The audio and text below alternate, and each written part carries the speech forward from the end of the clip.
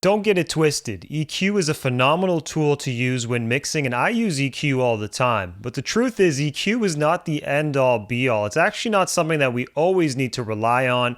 And in this video, what I wanted to do is I wanted to talk about a couple of different types of plugins or types of processors that you can use in place of an EQ. So basically, what can we use to replace EQ altogether in a mix to achieve amazing sounding results? Are you ready? Let's go.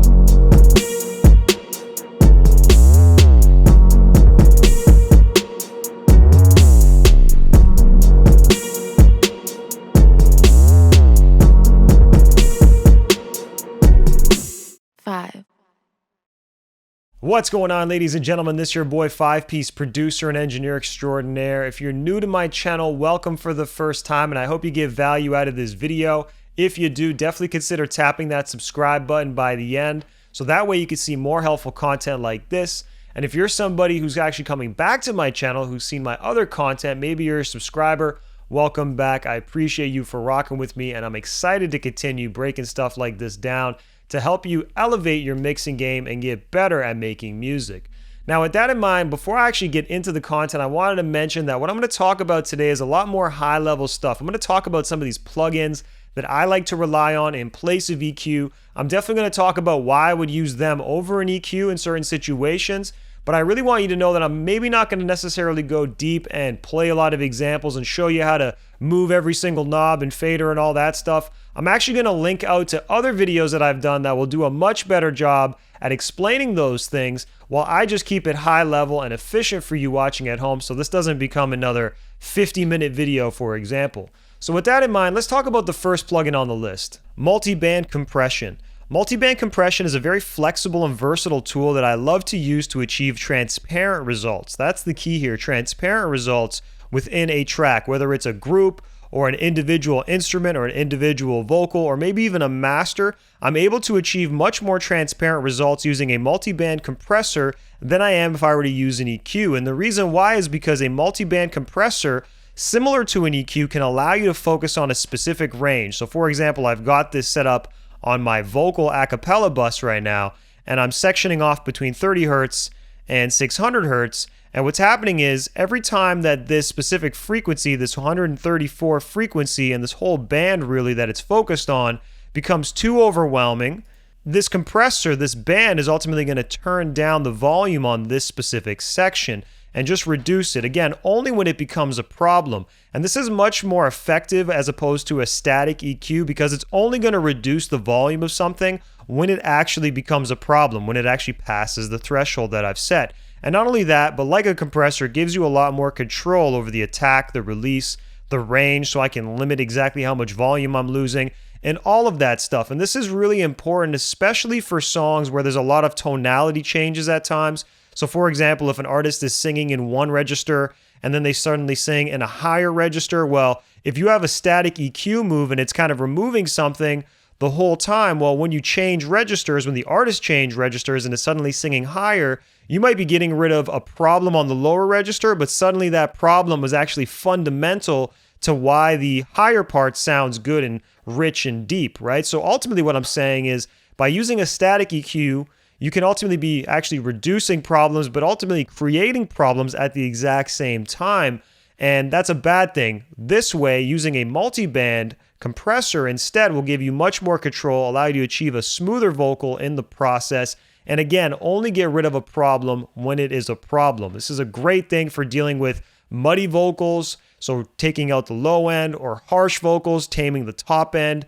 You can even replace de-essers with this and have much more control over the variables in the process. If you want to learn more about using a multi-band compressor on vocals to achieve a smoother vocal sound, just like I'm kind of mentioning here, I'll leave a link to it up above and in the description below.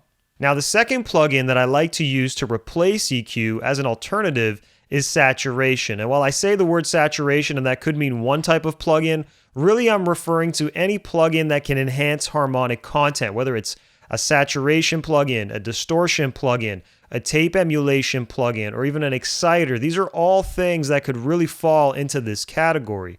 Now me here, I'm using the Black Box Analog Design HG2MS from Plugin Alliance. But some other plugins that you may want to consider using could be stuff like Lo-Fi from Avid, which you've seen me use in a lot of my other videos. You may want to use the iZotope Exciter. You may want to use Guitar Rig. You can really use any kind of plugin that's really going to add some saturation or color or distortion or anything like that, just enhancing the harmonic content by applying it. And you might be wondering to yourself, well, how is this an EQ alternative?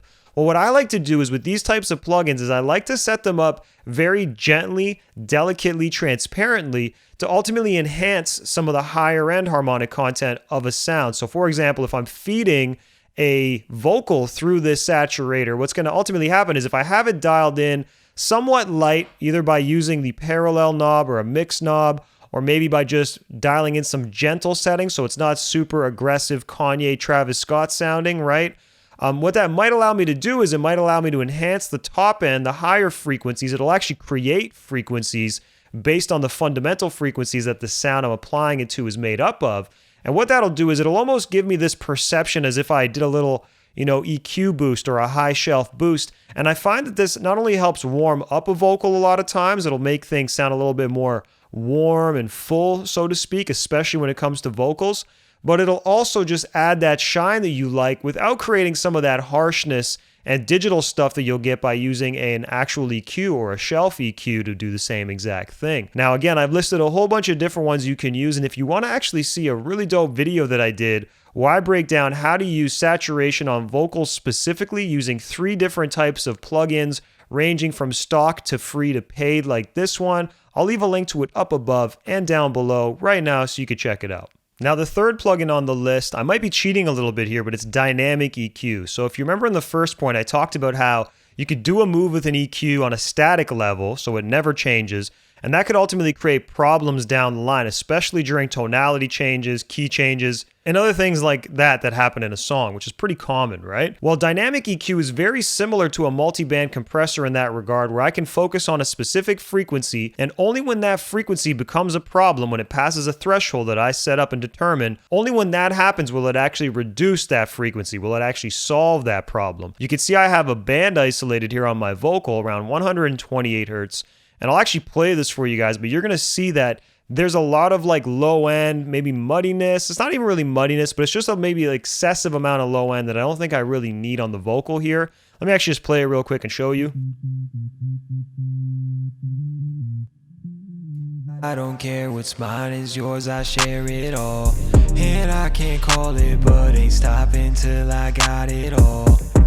So hopefully really quick you can kind of tell like what frequency I'm actually focused on treating. You can hear it's just a resonant frequency, there's a lot of it in this particular track. And I just want to quell it a little bit, turn it down, reduce it a little bit, only when it becomes too problematic. Again, I don't want to just do a static move because maybe I need this frequency at certain times. But at this particular section, I feel like it's just a little bit much. And I actually do prefer this way more so than the multi-band.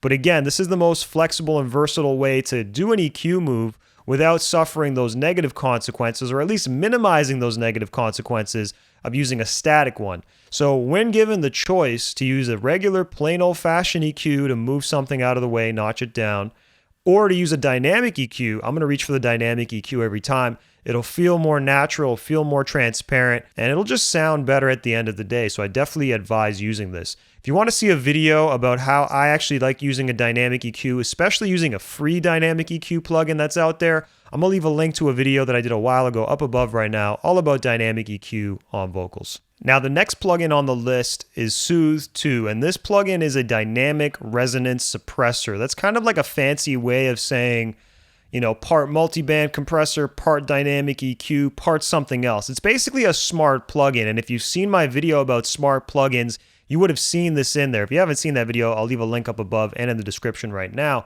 Great video to watch if you want to automate your processes and spend less time mixing as a result. Now, with that being said, this plugin is great at dealing with harsh frequencies and harsh resonances especially, right? Similar to a de-esser. And of course, you can obviously use other plugins. You could use a de-esser, like I said. You can use a dynamic EQ, which is sort of what this is, but it's a little bit more specific.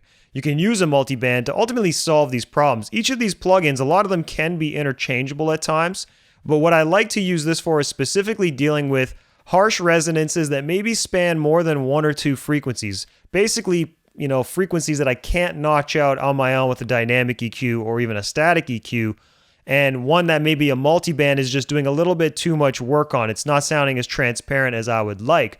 So you can see I'm using Soothe on this particular track here, and what I've done is when you see a boost here, what that's doing is it's telling the plugin, hey, really make sure you notch out this area even more so. It's almost like concentrating and focusing it a little bit more or exaggerating it more. So that way Soothe actually does what the title says and soothes the actual track, right? So let's check this out real quick. I'll actually play this, and Soothe is at the very end of my chain. I don't know what to say, just pass the J up on the left side. These days, I don't know what to say, just pass the J up on the left side. These days, I don't know what to say, just pass the J up on the left side. These days, I don't know what to say, just pass the J up on the left side.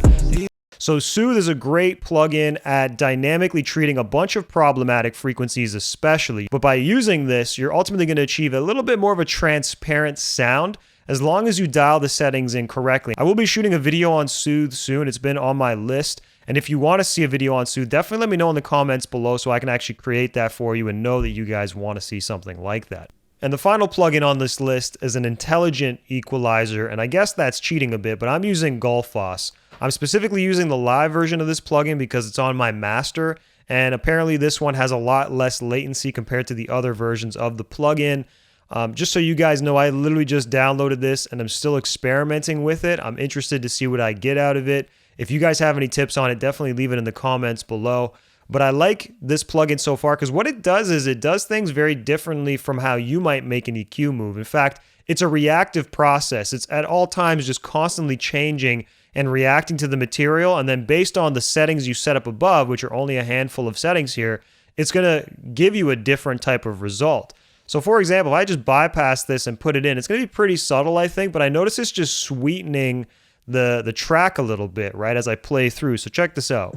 I don't know what to say, just pass the J up on the left side. These days these people talk, they quick to tell you what's on their mind. Problem is I don't care, what's mine is yours, I share it all. And I can't call it, but ain't stopping till I got it all. I don't know what to say, just pass the J up on the left side. These days these people talk, they quick to tell you what's on their mind. Problem is I don't care, what's mine is yours, I share it all. And I can't call it, but ain't stopping till I got it all. I don't. So as you can see when I was playing it, you see there was kind of different moves happening, right? It was sort of accentuating this low band, right, in the very, very lows. It was sort of dipping here and recessing in this 200 range. It's giving a little bit of a boost. It was basically reacting in real time to the material that I was giving this plugin, right? And again, this is on my master, so this is affecting everything, the vocals, the instrumental, all of that stuff. And it's doing it in a very interesting way that you basically wouldn't be able to replicate on your own, at least not without a lot of automation and a lot of painstaking detail. It's doing this for you automatically, and depending on what's being fed into it, it's going to give you a slightly different response and reaction, especially based on what you've set it up to do, with these top 5 settings that I was talking about. So intelligent EQ is another interesting alternative to traditional EQ. I know some people that love to put this thing on everything and don't really even do any EQ of their own. They just rely on Gullfoss to EQ their sounds. And as you can see, it knows how to treat problems, it knows how to recognize problems and address that. Not only do that, but enhance things. You can hear it enhancing some of the high end on this and making it a little bit sweeter, a little less muddy in the process, and kind of solving a lot of the problems I talk about on my past videos, which is very interesting. I'm really excited to see how this continues to develop, but definitely consider using something like this as an alternative to EQ as well. So these are some plugins that I like to rely on as an alternative to EQ. Hopefully you understand my thinking as to why I would reach for each of these at different points. Some of them are a little bit more magical than others. Gullfoss is definitely a very interesting plugin that does things differently from anything else, and I don't really know if there's any alternatives to that at this time. But a lot of the other plugins I've used, there are alternatives. You can find different multi-band compressors, different saturators, different dynamic EQs. You can find all that stuff from different companies, so don't dwell too much on what I'm using. Just figure out what I actually did, why I did it, and how to implement that into your own workflow. I hope you got value out of this. If you did, please smash that like button until it turns blue. And if you're new here, please consider subscribing. I drop a new video just like this every single week, always focused on helping you sound better and helping you make more money with your music. I appreciate you guys for watching, and if you want to see anything in a future video, definitely leave it in the comments below. All right? I'll see you guys on the next one. Peace. 5,